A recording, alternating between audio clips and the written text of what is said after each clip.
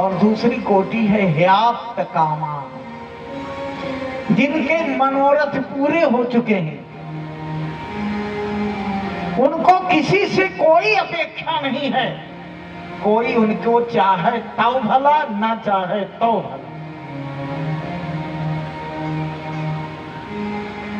बोले अलौकिक हैं दो, अलौकिक बोले अकृतज्ञो गुरुद्रोहा, चाहने वाले को न चाहना अकृतज्ञता का लक्षण है। चाहने वाले को नहीं चाहा वो अकृतज्ञ है।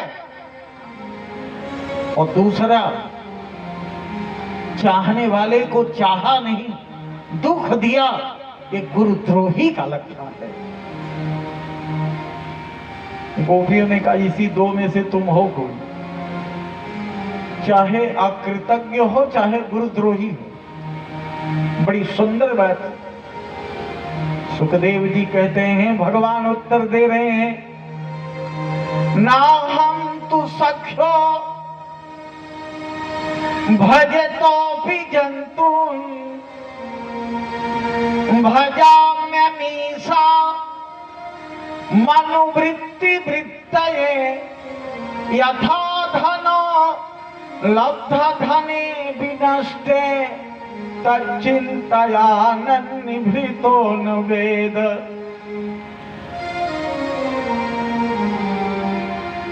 भगवान कहते हैं, आप लोग रुपया कमाने वाले यहां बैठे हो, रुपया खूब कमा ले, 2 4 10 बोरा, 10-20 करोड़ और कमा के रख ले, और फिर उसी को खाना शुरू करे और एकाएक सारा रुपया गायब हो जाए।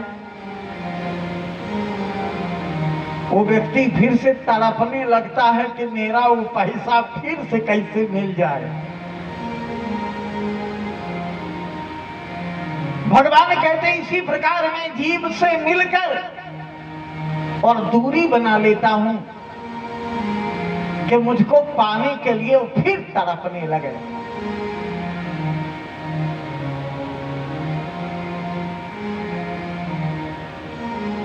इसके बाद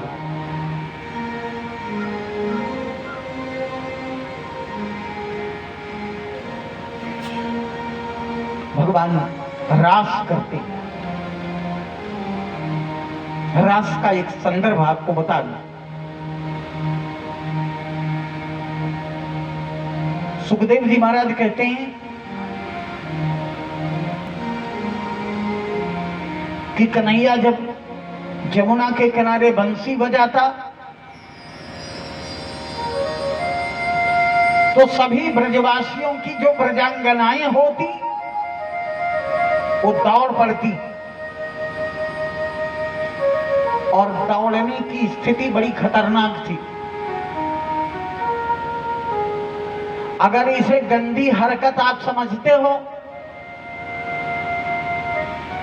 तो एक गोपी एक आंखी में काजल लगाई थी, दूसरे में लगाने के लिए हाथ में ली थी, और बंसी बज गई। उसी स्थिति में वो भाग गई। एक गोपी अपने बच्चे को दूध पिलाने के लिए गोद में ली थी, और दूध पिलाना शुरू नहीं किया, बंसी बजी, लड़के को छोड़ के भाग गई। ये कौन सा आकर्षण था, ये कौन सा समर्पण था, इस पर चिंतन करना।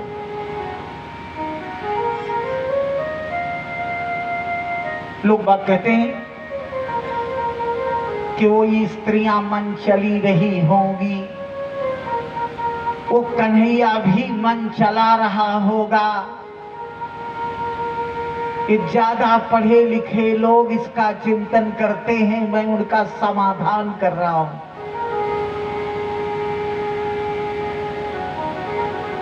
भागवत में लिखा है कि एक दिन ब्रज में जो पढ़े लिखे लोग थे वो एक जगह इकट्ठे हुए, और उन लोगों ने कहा, मित्रों, इस तरह से जमुना के किनारे निशीथ रात्रि में बहु बेटियों का नाचना समाज की मर्यादा की बगावत है। हम लोग एक यूनिटी, एक संगठन तैयार करके इसका विरोध करेंगे। किसी की बहु बेटी नाचने न जाए जमुना के किनारे।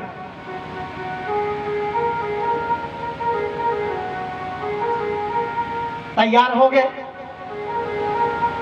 एक योजना नगर वालों ने बनाया। वृंदावन से थोड़ी दूर पर अलीगढ़ है। अलीगढ़ बाजार से ताला मंगाओ। बहुत विचित्र ताला मिलता है, उसमें दूसरी चाबी नहीं लग सकती। अलीगढ़ से ताला मंगवा लिया सारे ब्रजवासियों ने और अपने घरवाली को सजेशन दे दिया सब लोगों ने कि दिन डूबने के पहले भोजन कर लेना, क्योंकि दिन डूबते डूबते हमको ताला लगाना है। सब और सारे लोगों ने अपने घरवाली को कमरे के अंदर बंद करके ताला लगा दिया, भर दिया। जब रात के 12 बजे पाई जेहर की झनकार सुनाई पड़ने लगी, जमुना के किनारे बंसी के साथ नाच। लोगों ने कहा, अब किसकी घरवाली नाच रही है? ब्रजवासी तो सब अपने अपने घरवाली को ताला में बंद किए हैं। अब चलो पता लगाएं। 10, 20, 50 लोगों का झुंड बनाकर लोग गए देखने। वहां जितने लोग अपने घरवाली को ताला में बंद किए थे, सब की घरवाली नाच रही। अब बड़ा आश्चर्य हुआ। बुजुर्गों से पूछा, अब कौन उपाय करें? ये तो उपाय सक्सेस नहीं हुआ, ताला बंद है, घरवाली यहाँ नाच रही। लोगों ने कहा, भाई अपने घरवाली को एक बार जाके चेक कर लो घर में। अगर वो नहीं है घर में तब माना जाए। सब लोग भागते भागते चाबी लेके घर गए और जब घर में ताला खोला तो वहां फर्राटे भर रही है घरवाली।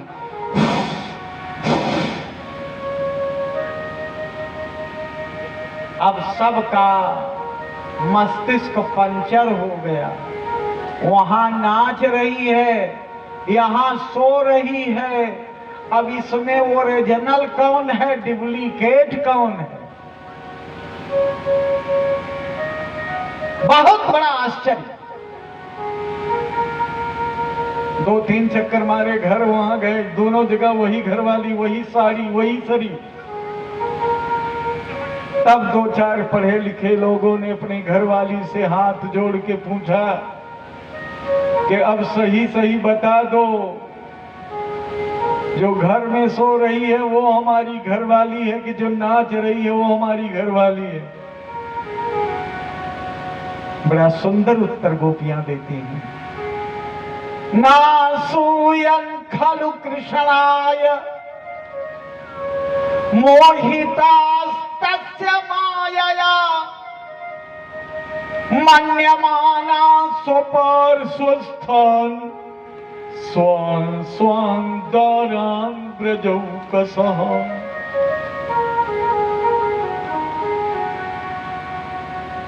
ब्रजांगनाओं ने कहा कि इस शरीर का विवाह तुम्हारे साथ हुआ है, शरीर को तुमने ताले के अंदर बंद कर लिया, तो शरीर के पति भाई तुम हो, नहीं जाने दोगे तो नहीं जाऊंगी। फिर मेरी आत्मा मेरे शरीर से बाहर हो गई और उस आत्मा ने दूसरा शरीर धारण कर लिया, क्योंकि उस आत्मा का पति तो परमात्मा है। इसलिए वो आत्मा दूसरा शरीर धारण करके कन्हैया के साथ नाचने चली। अब सारे ब्रजवासी कन्हैया का पैर पकड़ के रोने लगे। हम लोग तो झूठे माटी के पति हैं, सच्चा पति तो तू ही है।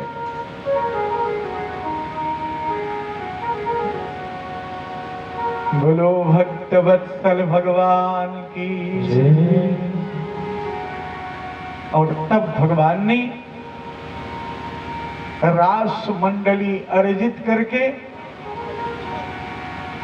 एक एक गोपी के साथ दो दो कृष्ण, और कभी कभी दो दो गोपियों के बीच में एक एक कृष्ण, और कभी एक एक गोपी के बीच में एक एक कृष्ण बन करके नाचने लगे। ये भागवत जी का जो संदर्भ है, पादन्यासैः भुज विदुत भी सस्मृतैर् भू विलासैः भज्जन मध्यैश्चल कुच पटैः कुंडलैः गंडलोलैः सुद्यन मुख्यः कबर रसना ग्रंथयः कृष्णबद्धो गायन्त्यस्तं तडित इबगा मेघ चक्रे विरेजु। ऐसा अद्भुत नृत्य सृष्टि में तो कभी देखा ही नहीं गया, सुना ही नहीं गया।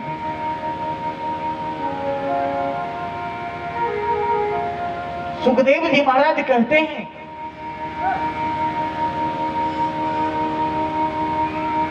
कि जब भगवान गोपियों के साथ नाचने के लिए तैयार हुए तो कामदेव आ गया। कामदेव से भगवान ने पूछा, आपका परिचय? बोले महाराज मैं काम हूं, यहां कैसे आए? बोले जहां सुंदर स्त्री पुत्र पुरुष एक साथ एकत्र होकर नृत्य करते हैं, सुंदर स्त्री से पुरुष के साथ, सुंदर पुरुष के साथ स्त्री के सामंजस्य बनाने के लिए मैं काम प्रकट होता हूं। कन्हैया ने कहा बहुत गलत किए थे। क्यों महाराज?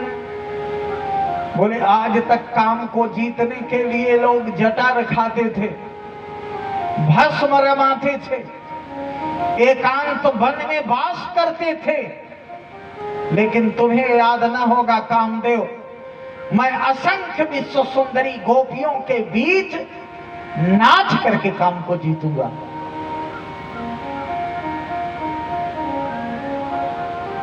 और फिर 43,400 गोपियों के बीच में 43,400 कृष्ण बन करके नाचना शुरू किए। और जब नाचना शुरू किए, सुखदेव जी महाराज कहते हैं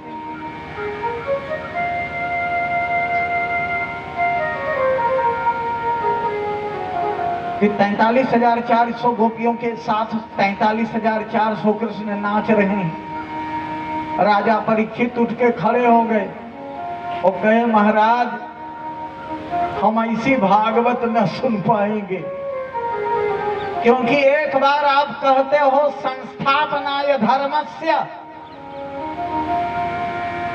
भगवान का अवतार धर्म संस्थापन के लिए हुआ, प्रसमायेतरस्य च अवतीर्णो हि भगवान अंशेन जगदीश्वर।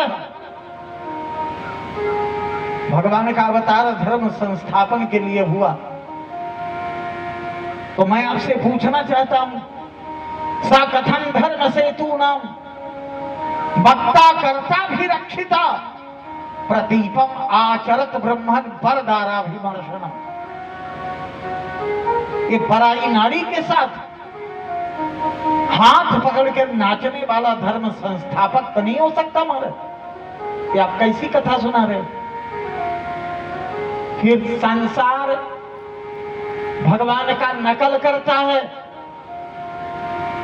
आगे कलयुग आने वाला है। कलयुग के प्राणी कहेंगे मेरा परमात्मा 43,400 स्त्रियों के साथ नाचा था, हम 10-5 स्त्रियों के साथ नाचे तो क्या बुराई है? और समाज खो जाएगा, व्यक्तित्व चरित्र लापता हो जाएगा, लोग मनचले हो जाएंगे, दूसरे के इज्जत मर्यादा को समझ नहीं पाएंगे महाराज, अमानवीय मूल्यों का बढ़ावा होगा। ये आप क्या समझा रहे हो? ये कथा हमारी समझ में नहीं आई। सुखदेव जी महाराज स्तंभित हो गए। उन्होंने सोचा लगता है हम किसी मूर्ख को कथा सुना दिए, क्योंकि कथा तर्क का विषय नहीं है। कथा तार्किक व्यक्ति को नहीं सुनाना चाहिए, कथा भक्त हृदय को सुनाना चाहिए। तुलसी बाबा भी कहते हैं यह ना कहिए सठ ही हाथ सिलाई, यह ना कहिए सठ ही हाथ सिलाई, जो मान लाई सुन हरि लीलाई, जो मान लाए सुने हरि लीलाई। ये किसी सठ व्यक्ति को कथा नहीं सुनाना चाहिए, किसी हठी व्यक्ति को कथा नहीं सुनाना चाहिए, किसी चरित्रहीन व्यक्ति को कथा नहीं सुनाना चाहिए। जो मन लगाकर भगवान का चरित्र सुने उसके लिए कथा है।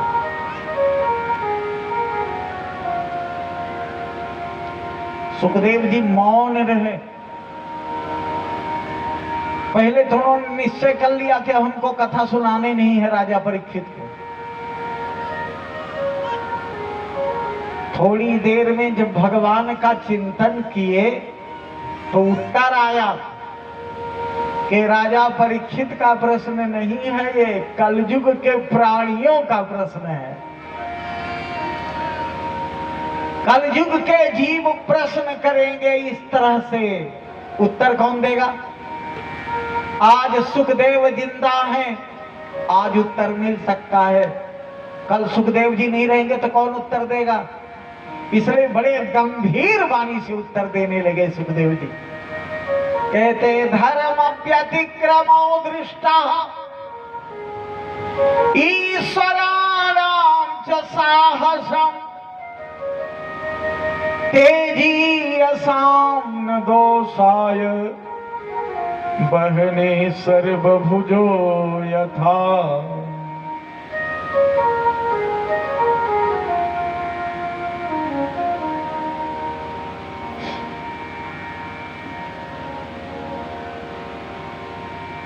सुखदेव जी महाराज कहते हैं कि देखो राजा परीक्षित, जो ईश्वर कोटि का व्यक्तित्व होता है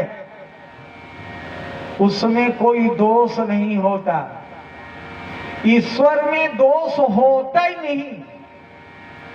अगर हमको दिखाई पड़े तो हमको चाहिए कि अपनी आंख की दवा कराएं, क्योंकि मेरे आंख का दोष हो सकता है, गलत दिख रहा है, क्योंकि ईश्वर में दोष तो होता ही नहीं। दूसरी बात, ईश्वराणाम वचः सत्यम तथैवाचरितम क्वचित्।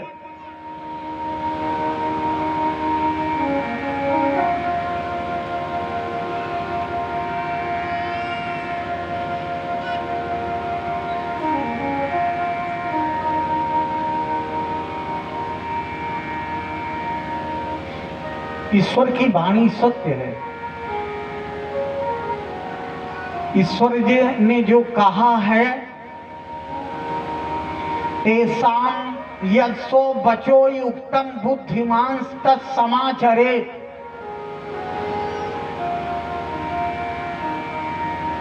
ईश्वर ने हमसे कहा है धर्मम चर, धर्म का आचरण हम कर सकते हैं। ईश्वर ने कहा है सत्यम वद, हम सत्य बोल सकते हैं।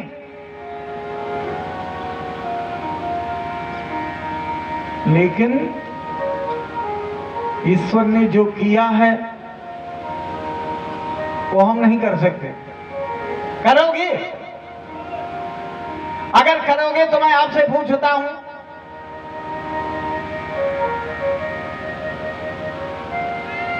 समुद्र में से मथते समय जितना जहर निकला था शंकर जी ने पी लिया था कि नहीं? यथा रुद्रोभिजम विषम, शंकर जी ने पूरा विष पचा लिया, उनको बुखार तक नहीं आया। अच्छा, तुम लोग भी नकल करना चाहते हो तो शाम को एक एक सल्फा सब लोग खाओ।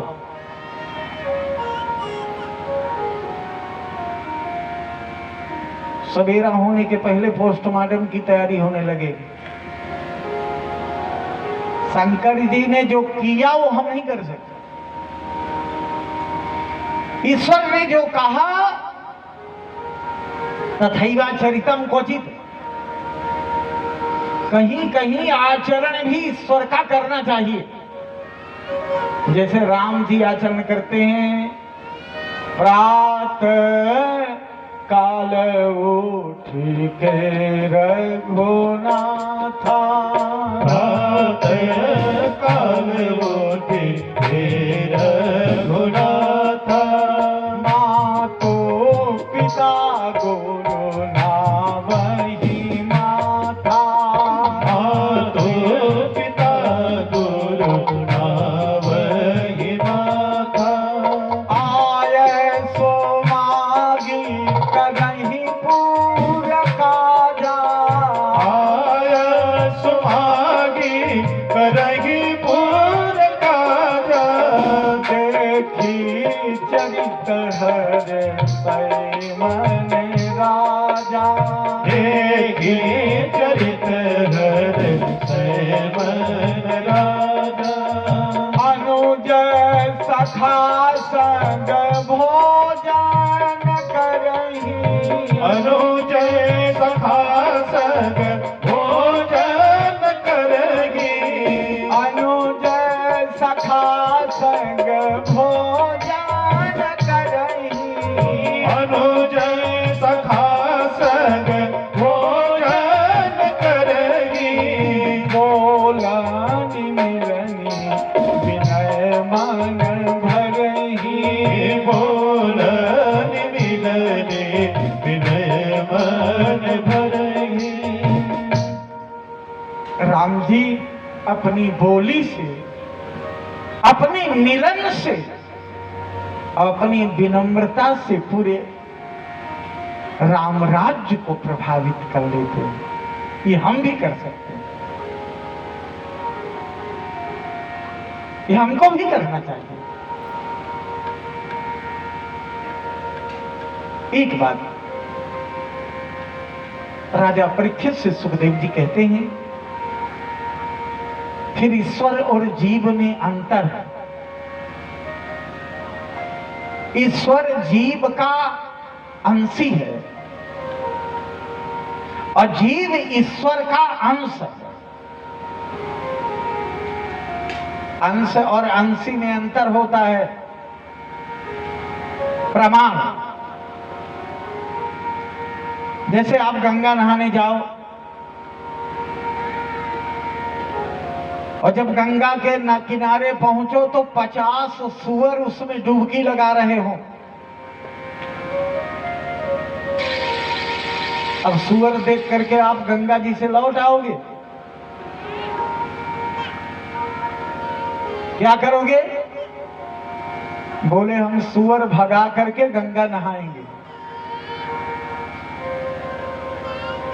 लेकिन घर ले आने के लिए एक बाल्टी जल निकाल के बाहर रखो और फिर सूअर थूथुन बोर दे तो ले आओगे? वो गंगा जल गड़बड़ हो गया, उसको नहीं ले आएंगे क्योंकि वो अंश है। 50 सुअर के डुबकी लगाने से गंगा की धारा अपवित्र नहीं हुई, लेकिन एक बाल्टी गंगा जल में सुअर थूथुल बोर दिया तो गंगा जल अपवित्र हो गया। अंश में दोष होता है, अंशी में दोष नहीं। हम अंश हैं, जीव अंश है, अंश में दोष हो सकता है, लेकिन ईश्वर अंशी है, ईश्वर में कोई दोष नहीं हो सकता। सुखदेव जी महाराज बड़ी सुंदर बात बताते हैं। भगवान ने रास के इस पवित्र संदर्भ को 5 अध्याय में जो इस रास की कथा को सुनता है और सुनाता है, एक श्लोक, अंतिम श्लोक सुखदेव जी कह रहे हैं, विक्रीडितम ब्रजवधूभिरिदं च विष्णोः श्रद्धान्वितो न शृणुयादथ वर्णयेच्च भक्ति परां भगवति प्रतिलभ्य काम हृदरोगमा स्वपहिनोत्यचिरेण धीरा। जो ब्रजवधुओं का विक्रीडन है, श्रद्धा में तो न सुनिया, इसको जो प्राणी श्रद्धा से श्रवण करता है, अथ वर्णयेच्च और वर्णन करता है, वो भक्ति पराम भगवती प्रतिलभ्य काम, उसे भगवान की पराभक्ति प्राप्त होती है। हृदरोगमास्वपहिनोत्यचिरेण धीरा, हृदय का जो सबसे बड़ा रोग काम है, वो सदा सदा के लिए चला जाता है।